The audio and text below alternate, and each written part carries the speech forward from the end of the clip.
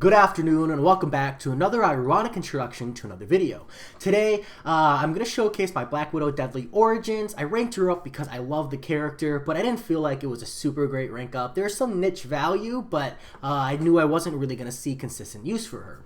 Well, recently, Kabam changed the skill node in Cavalier. I believe it's called Punishment Glutton, but essentially when a skill champion places a damage over time effect on an opponent, and then that damage over time effect falls off, the skill champion gets a Fury buff. Now, one of the best people who takes advantage of this is like Nick Fury, because he's already very powerful and his damage output is very good. But Black Widow Deadly Origins also takes great advantage of this node because she has so many shock debuffs on her light attacks, especially when you're intercepting the opponent.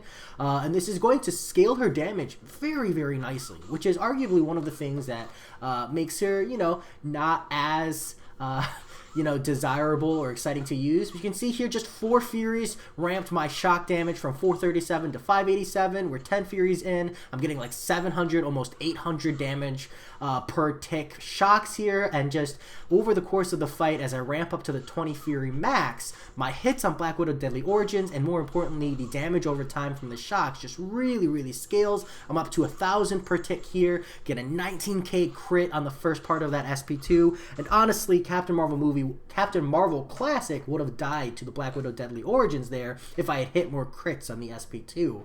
But this is a 39 hit takedown. That's not like the world's greatest, but it's fairly easy, and overall pretty good. Something that I'm really excited to use and take advantage of in the future. Now, is this the best answer to this quest? No, not at all. But as I do more and more of the Cavalier event, I'm finding it more and more important for me to find characters that can go through the quest quickly, but also take enjoyment in it.